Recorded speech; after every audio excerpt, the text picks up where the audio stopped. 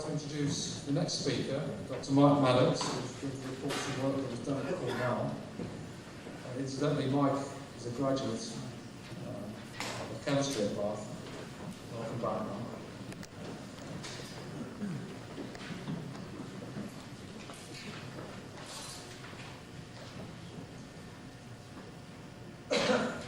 Okay. The talk I'd like to give today is simulation studies of pore blocking phenomena along the porous carbon networks. And my co-authors are Nick Quirk, who's at the University of Wales at Bangor, and Keith Gubbins, who's at Cornell. And he's probably very relieved right now that I actually turned up and I'm giving this talk, because I haven't spoken for 5 weeks before yesterday. He thought I was dead.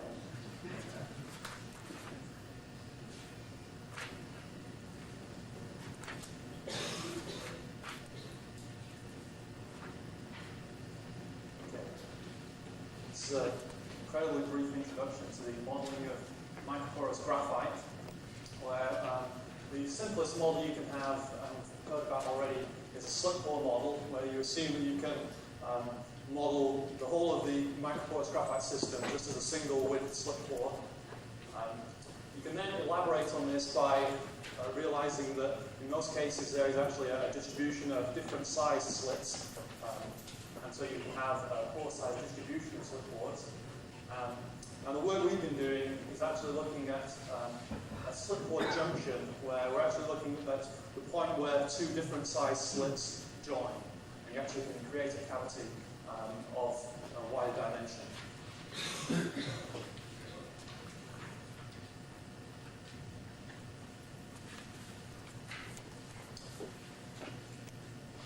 So this is an atomistic picture of the slip pore junction model that I've been using.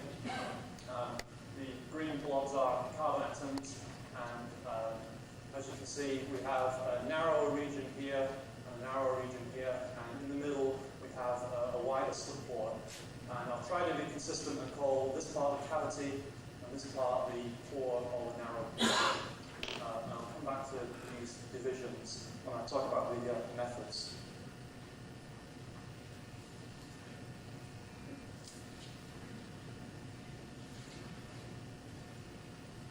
So if we want to look at absorption in one of these slip pore junctions, we have to define our system. And for these experiments, we've used a very simple adsorbate, the spherical Leonard-Jones nitrogen model. And I'm not going to bother with this in this talk, but I'm going to look at two different slip pore junction models, the 6.2 and 7.3. And these numbers refer to the ratio of the large cavity width to the narrow pore width. So, and this is in reduced units. So they have there's the same difference in size between the central cavity and the narrow pore, but the 7.3 slit has just been opened up a little bit. If we want to do a simulation of fluid absorption in a model, it's prudent to initially calculate the solid-fluid interaction. And for these studies, we pre-tabulate the interaction of a single adsorbate molecule at every point within the porous system. And what we have here is some color contour plots of those solid-fluid interactions. And this is for the 6.2 system, this is for the 7.3 system. So as you can see, this is a little narrower in the narrow pore part than the 7.3. The red portions, the very solid red portions of these two plots, is the actual graphite structure itself. So if you put a nitrogen into the graphite, you have an incredibly positive repulsion. And so this is red. Within the porous system itself, we get the blue color is the least attractive region. This is in the center of the pores in both cases, and that's because it's the part of the pore which is the furthest from the attractive graphite wall. Then we go through to the green region and the yellow region, and the most attractive part of the pore is the orange and red regions. So you can see that in the 6.2 slit, all along the narrow pores are very strong attractive sites, and also in the corners of the central cavity. In the 7.3 slip pore, we have considerably less attraction in the narrow pores because the atoms are not as close to each wall because the pore is wider. But there's still quite strong attraction here, and again, very strong attraction in the corners. Now, what I want to point out on these pictures right now, and remember this, is that in this picture, it's a very strong attraction coming up the narrow pore, and it becomes quite a weak attraction in the mouth of the cavity. So what that translates to is you have a potential energy barrier going into the cavity. And it's also present in the 7.3 slip pore junction, but it's a lot smaller. You're just going from green to blue. So it's not such a big step into the cavity. Now, if we want to generate some absorption isotherms of our nitrogen in this model system, a traditional way, as we mentioned by the previous two speakers, is Monte Carlo simulations. However, the problem with Monte Carlo is that you're able to absorb molecules into any part of the porous system. There's no regard taken for whether that molecule could actually physically get into that part of the system. And as we're interested in energy barriers and pore blocking, it's very important to us that a molecule deserves to be in part of the system and has to earn its passage. So we use a method called the grand canonical molecular dynamics technique, which is a combination of Monte Carlo and molecular dynamics methods. And I'll show you how, very briefly, this is done. So go back to a picture of our slip pore junction model. So this is a schematic version of it, where we have the cavity and the two narrow pores. And for our GCMD technique, we have a region at either end of this model, which we have traditional GCMC simulation going on. So molecules can exchange with the bulk gas in those two regions, but only in those two regions. So the rest of the system, the molecules move by constant temperature molecular dynamics simulation. So what this means is that molecules can only enter into the pore in these two end regions and have to diffuse along the narrow pore to get into the central cavity. So if we look at the atomistic picture, this end and this end are open to the outside world, and the rest is not.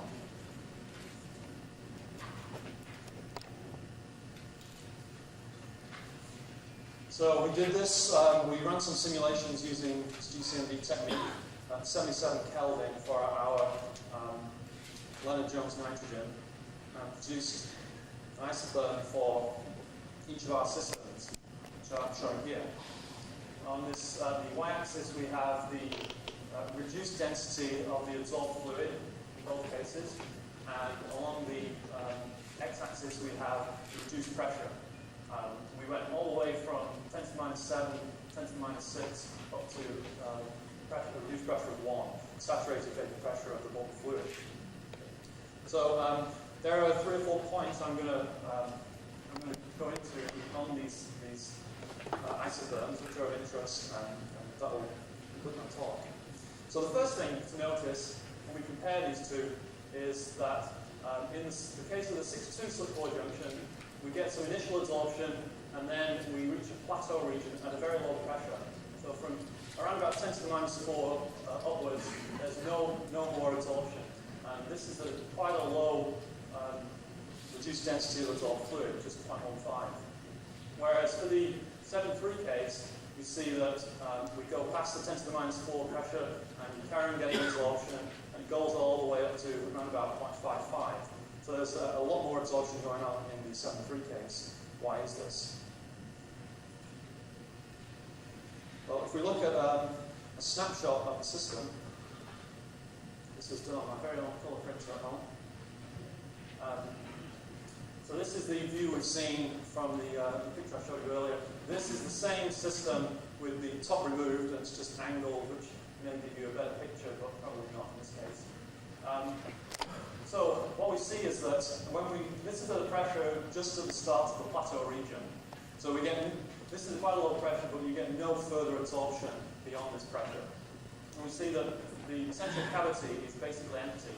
and we have a large amount of absorption in the narrow pore region. The reason for this, the obvious reason would be what I mentioned earlier, which is that we have this central energy barrier at the mouth of the cavity. And this is I'm messing it up here. This is a very, very rough idea of how the solid fluid interaction goes as we go across the model. So you have strong interaction in the narrow pore, and then a large energy barrier, and then this is the central cavity, again, with energy barrier and strong interaction. But this only prevents molecules getting into the cavity at quite low pressures. So if you just have a couple of molecules in here, they don't have the sufficient energy to get over this barrier. However, as you increase the pressure, you would expect that, and indeed in the 7.3 slip case, what happens is that molecules pushing in the back of the system, entering the GCMC part, push through and actually cause molecules in the mouth to drop over the potential barrier, which in the case of the 7.3 slip is smaller, and you get filling of the cavity. What we see in this case is what I'm loath to refer to as a freezing transition, but it's a freezing transition, or it appears to be. What happens is up to around about this pressure, the molecules in these narrow regions are effectively mobile, and they recycle throughout the system. You don't get the same molecules staying here. They'll come in, move along here, and then come out again. However, when we get to just around this pressure, these molecules become completely immobile and basically fixed to lattice points. So what you have, in effect, is a solid plug, which prevents anything else from getting into the central cavity. And no matter how much pressure you put on this, the solid plug stays put.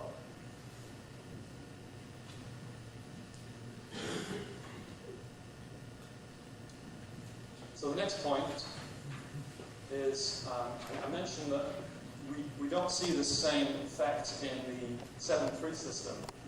What I mean by that is we don't see very low pressure freezing transition in the narrow pores, which prevent any molecules from entering the cavity. But what we do see is a small hysteresis loop up here. And that, in fact, again, is caused by kind of a freezing transition in the narrow pores. But this time, because the pore is wider, that transition occurs at a much higher pressure, at which point a lot of molecules have been able to get into the central cavity. And so you don't have the same dramatic effect as in the 6.2 case. I'll show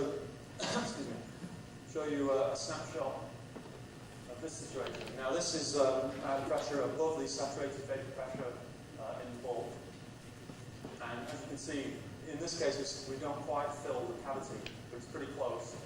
So what happens is, on the absorption part of the isotherm, at around about reduced pressure of 10 to the minus 1, we get this same kind of a solidification happening in the narrow pore region. However, because the energy barrier is much smaller in this case, the pressure of more molecules trying to get into the GCMC regions enables a couple of molecules from the edge of the solid region to just drop over. And so you carry on getting a little bit of absorption in the central cavity. However, they're able to dribble into the cavity, but there's no chance of getting out. So when we desolve from this situation, whilst this plug remains solid, none of the molecules in the center are able to escape. So if you look at the isotherms again, this hysteresis loop. On the absorption branch, freezing occurs around about here, and we get a dribble of molecules so we get to almost complete filling. But on the desorption branch, the amount absorbed stays the same until we get to here, which is the melting point in the narrow pores, and then we get quite a sudden drop-off, and the desorption branch follows the absorption branch down to quite low pressures. Which brings me to the final point, which is this tail. So the desorption branch follows the absorption branch, but at around about this point, just under 0.2 reduced density of absorbed fluid, that's where it stops. You reduce the pressure as much as you like. That last part of the absorption the molecules will not come out of the system. You have some residual absorption.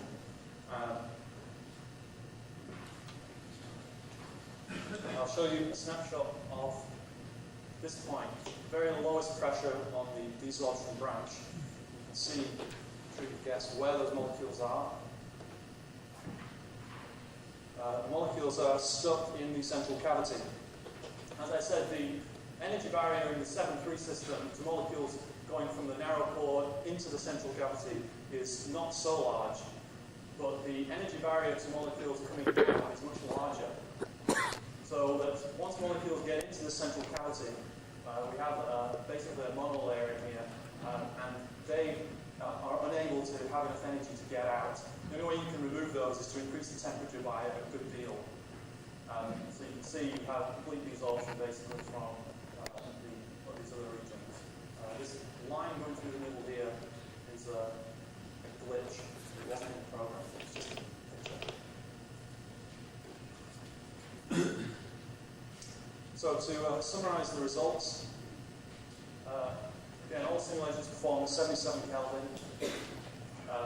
What we see is pore blocking occurring at low pressure in the 6-2 junction system, which actually prevents some of the central region, central cavity in this case, from getting any molecules absorbed whatsoever. And this is due to a freezing transition, which we ran some simulations in equivalently wide straight slit pores, and you do not get the same freezing transition if it's just an infinite slit pore. So this freezing transition is somehow caused by the energy barrier at the mouth of the cavity. It seems to back up the molecules and hold them in a restricted geometry. We also see a hysteresis loop in the 7-3 junction, which again is caused by this kind of a freezing transition. And we see residual nitrogen in the 7-3 cavity after you should have complete desorption.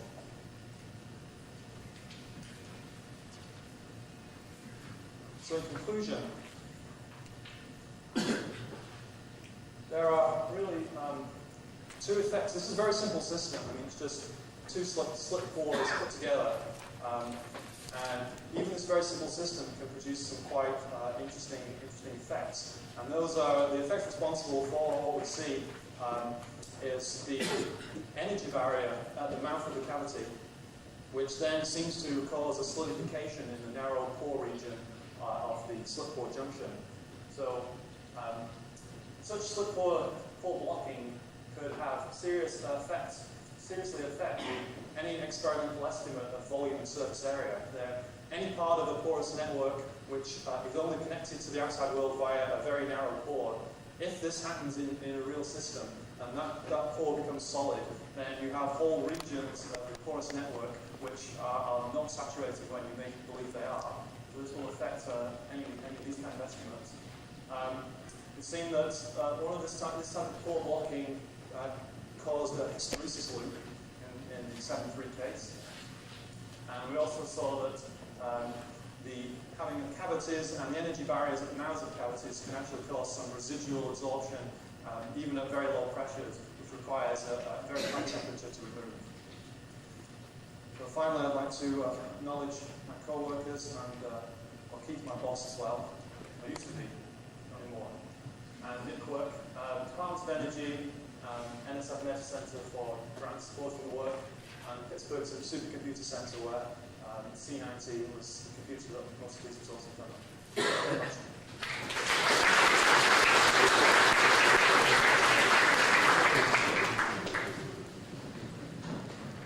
Thank you very much, Mike. Very interesting talk. Another technique to get our heads round.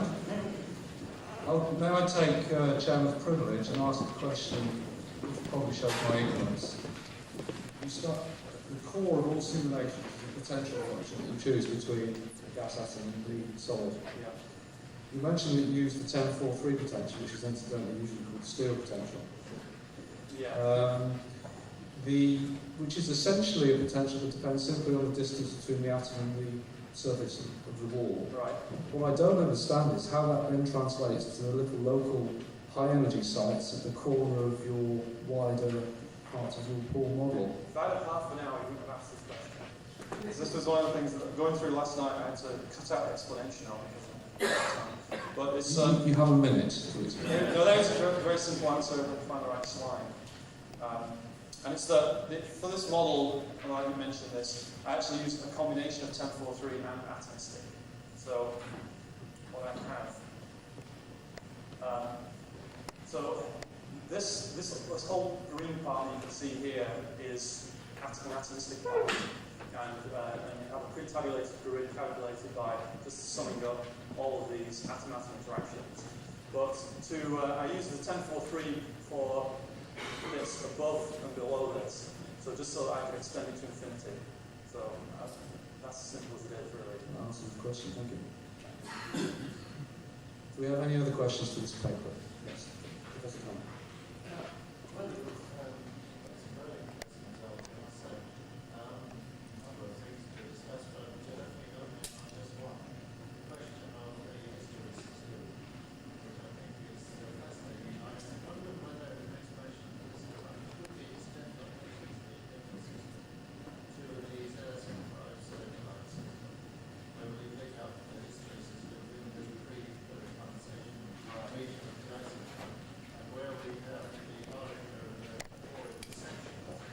Yeah,